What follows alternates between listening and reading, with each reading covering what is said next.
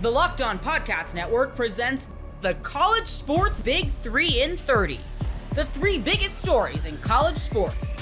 From our local experts at the Locked On Podcast Network. Bringing you the real story. Why it matters, what's next, who wins the big game, and more, all in 30 minutes. The College Sports Big 3 in 30 starts now with the biggest story in college sports.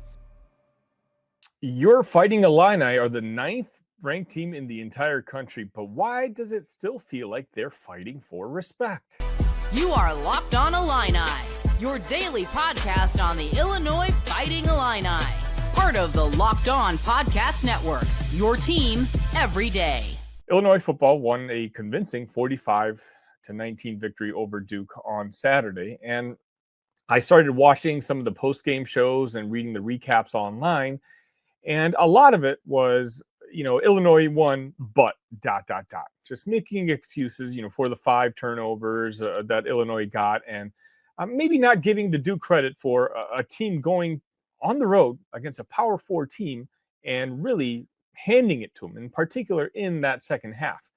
And so what I wanted to do, and maybe I'll kind of do this every few weeks, is kind of check in with a national guy and get a national perspective on how things are being perceived, not just internally from us who are rooting for the team in Champaign, but from outside Champaign and what the people and media think of this Illini football team. And so I'm going to start that off today by bringing on Spencer McLaughlin from Locked On College Football.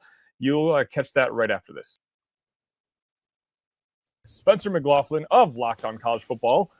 Spencer, you know what? I got a little venting to do, and I want to hear what you think.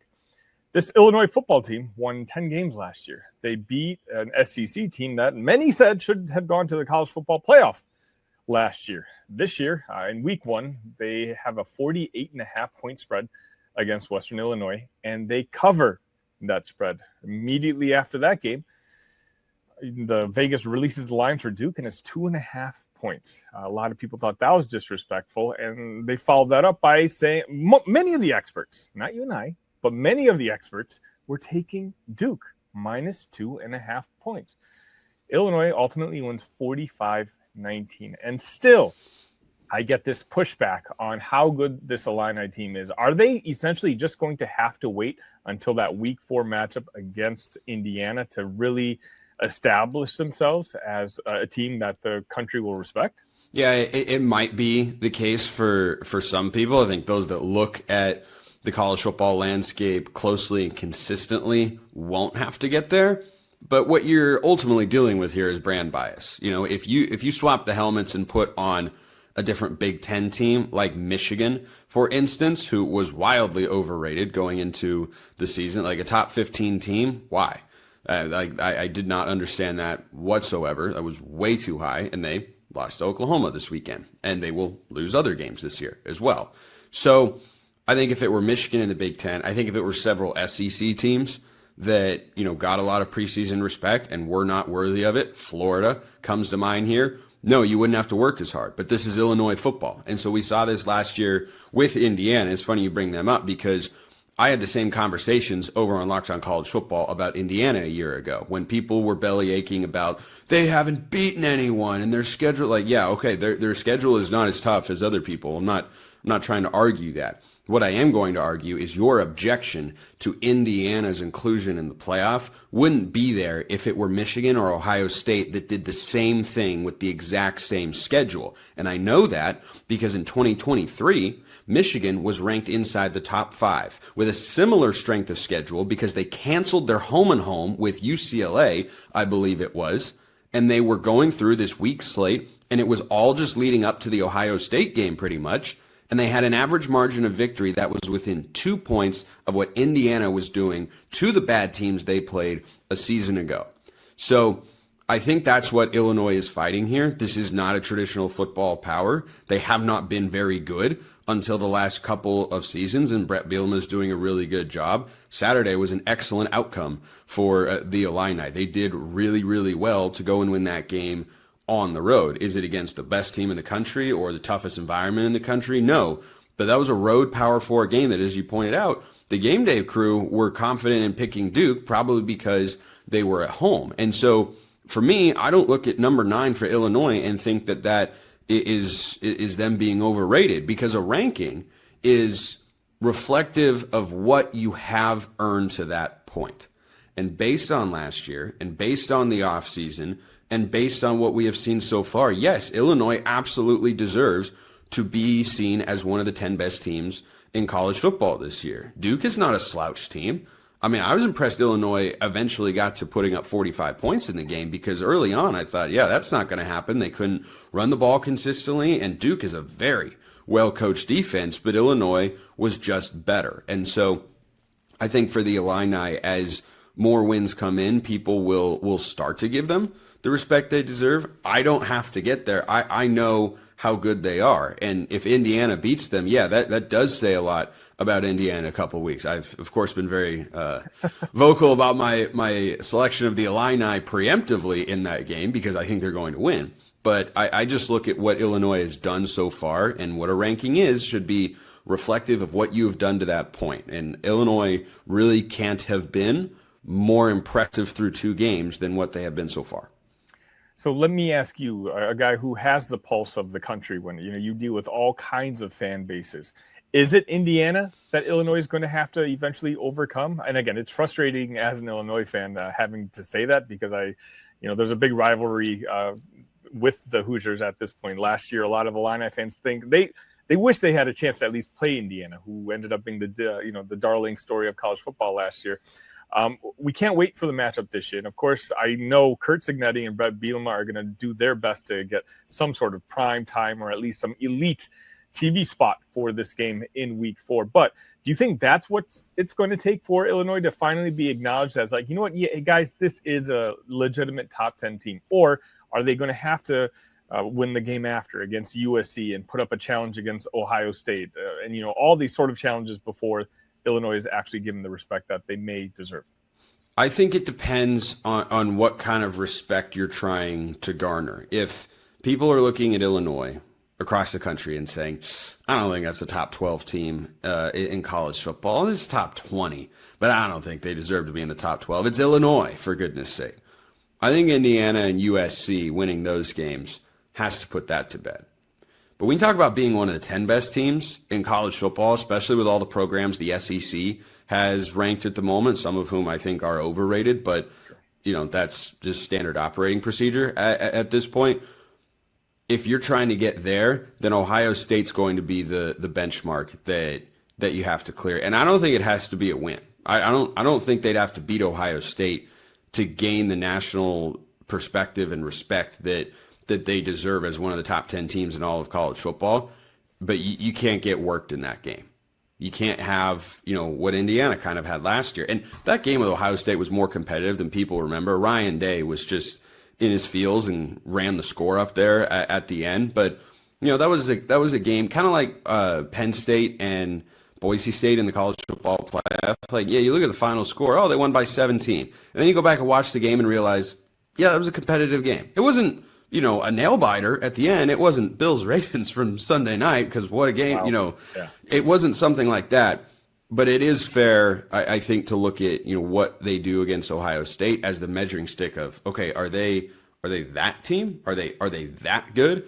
For me, I think if you split with USC and Indiana, you should still be seen as a top 15 team. If you go 2-0, you should be top 8. You should absolutely be maybe even in the top 6, quite frankly, depending on what other results happen out there. Because I think USC is pretty good, and they've looked pretty good so far. They haven't been tested. I think Indiana's good, not great. I think they're a pullback team from last year, but they're still a good, I think, top 25 caliber team this season. So you win both of those games, it's hard to overlook the Illini as like, yeah, this is a top 10 team in college football.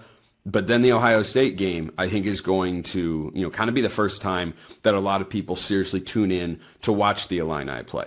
It'll be, oh, yeah, that's right. I've kind of heard about that Illinois thing that's going on there. And I think that, I don't know what to make of them yet.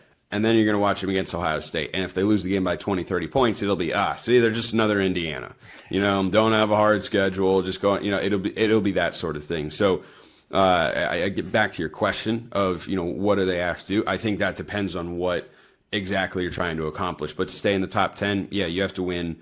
But you have to win both of those games, I think, to gain that level of respect. But to be viewed as, hey, this is not just a team that could get into the playoff because of easy schedule and its record. This is a team that, could actually go make some noise in the playoff. That Ohio State game is going to be the moment that we really find out. There's a scenario if Illinois is able to sweep the next few games up until that Ohio State game that could be a top 5, top 6 matchup in Champaign. Yeah, that is entirely possible. But obviously, they'd have to win against both Indiana and USC. But if they do, well, Brett Bielema, he says one game at a time. But here at Locked On Illini, I can sit here and dream. The NFL season is finally here, and FanDuel is making sure you're ready for kickoff with this can't-miss offer. Right now, new customers can bet just $5, and if your bet wins, you'll get $300 in bonus bets to use across the app. I love using FanDuel because it fits however you like to bet. Player props, building a same-game parlay, or even jumping in live as the action unfolds. It's quick, easy, and the best way to add a little more energy to Sundays. So are you ready to play? Download the FanDuel app now by visiting FanDuel.com to get started. That's FanDuel.com to place your first $5 bet. You are Locked On College Crossover, part of the Locked On Podcast Network. Your team every day. It's interesting, man. Before we get into our big topics, yeah, the winner of this game, first of all, the loser of this game, certainly season's not over, right? Long season ahead, the expansion of the college football playoffs. But the winner of this game is going to have a signature win in their back pocket, really putting you in the driver's seat to Atlanta and, of course, a spot in the college football playoffs. Absolutely. I think what's really wild to me about this is we're going to get into who these teams are. But as of right now, Tennessee looks to be ascending after a quarterback switch that many of us thought was actually a wild improvement because last year couldn't have been worse. That was the whole storyline. People were like, well, new quarterback. And we said, well, hold on. It actually might be better for them. Turns out it might be the case. But this is going to be a signature win. For Tennessee, you're going to say, we get Georgia coming our place. And the knock's going to be, well, it was Neyland, it was early on, and you got a new quarterback. That shouldn't be the knock if Tennessee wins. And conversely, Georgia's going to be like, well, first-year quarterback. They lost all that talent at running back and the defense. That shouldn't be it as well. These are going to be good wins either side of the ball, and something that you're right, setting up for the rest of the season is going to be something to hang your hat on. Completely agree. Yeah, I mean, as I said in the cold open, I mean, Georgia's absolutely dominated this series, won 8 straight. Last win in this series came between the hedges. Joshua Dobbs, Hail Mary to Juwan Jennings back in 2016. Yes. Josh Heupel has tackled everybody in the SEC. He's beaten Alabama twice. He's beaten Florida twice. He's beaten LSU. He's beaten that team, this team. He has not beaten Kirby Smart in Georgia. And I think Kirby Smart has adjusted to Tennessee's tempo and Tennessee's offense better than anybody in the Southeastern Conference. Will this year, I mean, last year it was 31-17 the final. That was the closest this game has been under Josh Heupel. Can Tennessee break through? We'll find out. My question for you is, what do you know about Georgia? Because I sit here and I see a 45-7 win or whatever it is against Marshall, and I see a 29-6 win over Austin Peay, a kickoff that got moved up an hour and then had a 2-hour delay. I mean, what a wasted afternoon, right? Yes. I think that really plays into the mindset and the psyche of that football game where you're just trying to get out there, get healthy, and move on. I see the low score. I say low scoring. I mean, Tennessee beat ETSU 72-17, right? I see this as low scoring, but I don't think Georgia's run hardly anything defensively. Just because Gunnar Stockton has not pushed the ball downfield doesn't mean he can't push the ball downfield. My thing is, I don't know. I have all these stats, and I've talked to people about what do you know about Georgia? Because it's early in the season. I don't think we know who Georgia is right now, and the same can be said for Tennessee. Yeah, I'm excited to hear that back to us on our side as Dog fans are listening to this, because I think right now there's question marks about Tennessee. And so I'm excited to hear you come back because I want to caution Dog fans that I don't think this is Josh Heupel typical team, as weird as that is to say. And we'll get your take on that in a second. But I think the fact that Kirby Smart does have Josh's MO and tendencies. I said this last year.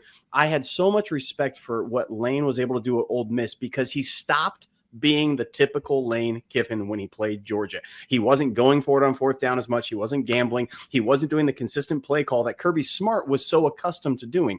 Now, can Josh progress? I think as a play or as an offensive schematic guy, man, he's really good. As a head ball coach, knowing the art of how to coach in a game and knowing how to set up his shots, that's the piece that gets really confusing for me. Dog fans are asking Gunnar Stockton to go out there and throw 25-yard bombs.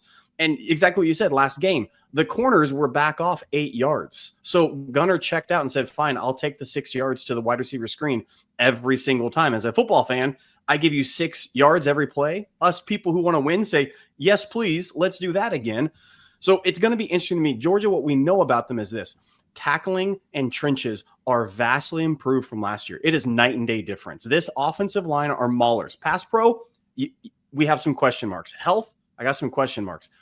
Running the ball, I have no question marks. This team is a mauler team. Defensively, my word, we have linebackers galore. We haven't been tested secondary-wise. I think we got a couple of dudes back there, but no one knows right now because we haven't been tested. Linebackers and trench monsters galore on Georgia. That's who we are so far that we know. Who is Tennessee that we know, Eric? What have they shown that you can say, hang your hat on, yes, these are who they are? Yeah, and I want to ask you about that run game because it was very uncharacteristically last year. Georgia I know there were injuries. Georgia couldn't run the football last year. So we were soft, Eric. We were soft. That's the answer. Very odd, but obviously Georgia's run the football well this year in the first 2 games. Tennessee, same thing. I mean, Tennessee, from afar, people think Josh Heupel offense, run and shoot, throw it down the field and all that. And yeah, you want to throw through the air. They run the football. I mean, Josh Heupel loves to run the wide splits, running lanes, open things up. And I mean, he's had 2,000-yard rushers in their career since he's been the head coach here. And no disrespect to Dylan Sampson. He's a phenomenal player, SEC Player of the Year. And with the Browns right now, I mean, you and I can be back there, and I think we'll be okay running the football, right? It's a lot of it with the scheme. And so Tennessee right now running the football well, 246 yards against Syracuse, 250-something against ETSU, whatever. But like Tennessee, I think will be able to run the football. And finally, for the first time in this series, they were able to run the football last year in this matchup. So I think Tennessee could run the football. Defensively, I think Tennessee's going to be pretty salty. Allowed 4 touchdowns to Syracuse, which was not good. They're dealing with some injuries in the back end, which I think is a strength at corner specifically. Ricky Gibson's not going to play in this football game. Jermon McCoy, the All-American, not going to play in this football game.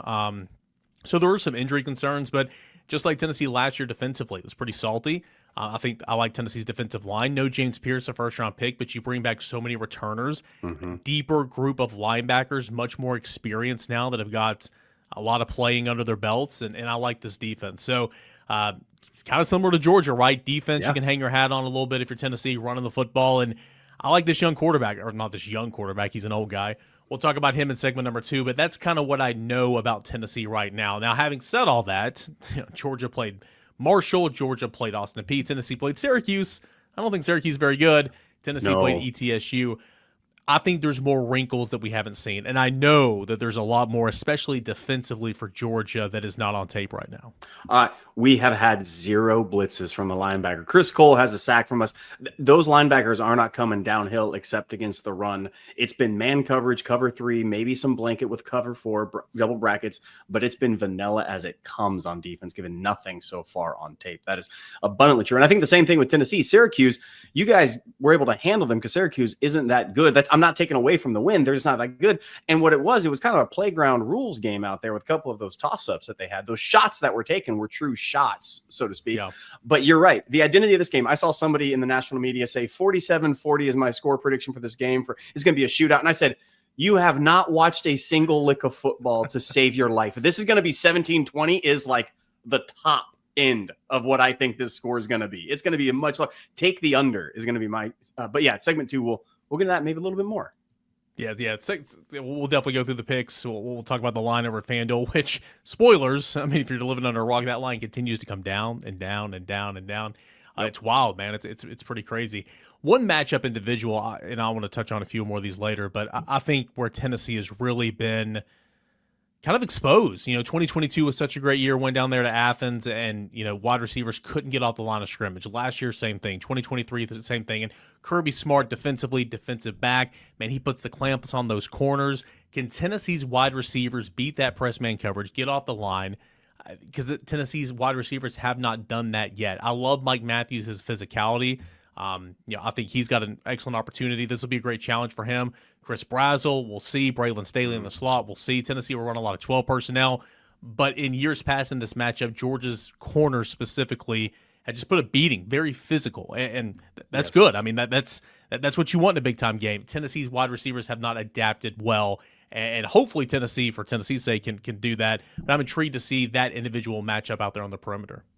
It's really wild. Kirby Smart, what he wants to do and why he was able to have success against Josh for historic stretches against this Tennessee team is because he makes teams one-dimensional. And you have to have multifaceted. If you're running the ball, Tennessee last year, I thought did a pretty dang good job not abandoning the run because I think they knew we have to keep this consistent. Kirby will put guys on islands. We have 3 DBs this year, 3 cornerbacks. Ellis Robinson's not our everyday. He's our third, but my gosh, I think by the end of the year, he's going to be one of the top players on this team. Everett's healthy. Daniel Harris is back. Those guys are good. I'm looking at some stats right now. Tennessee's wide receivers is over 86, 85 on Pro Football Focus ratings so far in the first couple of weeks. They're feasting on zone coverage and cushion. Well, yeah, you're right. Kirby Smart says, we're not going to play that game. You're not going to beat us off the line. It's physicality through and through. So and then he's going to make 6 guys cover the run. So yeah, fine. Get the wide splits, spread us out. I'm going to have 4 guys down, 3 guys down with a couple linebackers, and they're going to have to stop any run game. Can Tennessee capitalize on those instances? I'm really curious because I'm looking at film of the cornerback, and I got to say this for Tennessee. You guys got depth in defensive backfield. Like I thought for sure with the injuries to the corners, oh man, let's feast. I watched the game. I said, oh, never mind. Those guys can still ball. I mean, I say it's shocking because as a Georgia fan, I'm not watching Tennessee each week. I'm really impressed with what they did. Georgia's renewed and brand new makeover in the wide receiver room. We saw Colby Young start to get a little bit of motion going. Talon Taylor, a freshman. We have a number of guys. Zachariah Branch, Georgia's never had a guy that speedy on this team before. And I thought, oh man, there's our matchup nightmare. And then I go, oh, it's closer than I thought, Eric. It's interesting, man. Again, Jamal McCoy, All-American, out. Ricky Gibson, who I thought with a good year would probably go to the NFL this year. He's going to be out. And thank God for the spring portal, man. I know it's probably going away, but, I mean, you go out and get Colton Hood from Colorado, who they wanted some depth, and then they're like, wait, no, this guy can play. Yes. And if everybody was healthy, he was going to play some corner, probably play some star. I mean, he was SEC defensive player of the week in week 1. He's been great. Freshman from the state of Georgia. This is how impossible it is to rate guys in the state of Georgia or Florida or Texas or California for that matter, Louisiana. Ty Redmond was like 85th in the state. Like he's going to take his lumps on Saturday. He'll win some, he'll lose some, but the dude is starting and playing at a high level for Tennessee right now at corner. Most people can't name all their financial accounts or even what they're worth, whether it's a 401k or properties or investments. And when you don't have the full picture, you can end up leaving money on the table. That's why there is Monarch Money. It's an all-in-one personal finance tool that brings your entire financial life together in one clean, easy-to-use interface on your laptop or your phone. Monarch does the heavy lifting for you. You can link all your accounts in minutes, see clear data visuals, get smart categorization of your spending, and finally feel in control of your money without ever touching a spreadsheet. I linked all my accounts to Monarch and immediately spotted a few subscriptions I wasn't even using. Canceling those all can save you money every month. Don't let financial opportunities slip through the cracks. Use code LOCKEDONNFL at monarchmoney.com in your browser for half off your first year. That's 50% off your first year at monarchmoney.com with code LOCKEDONNFL.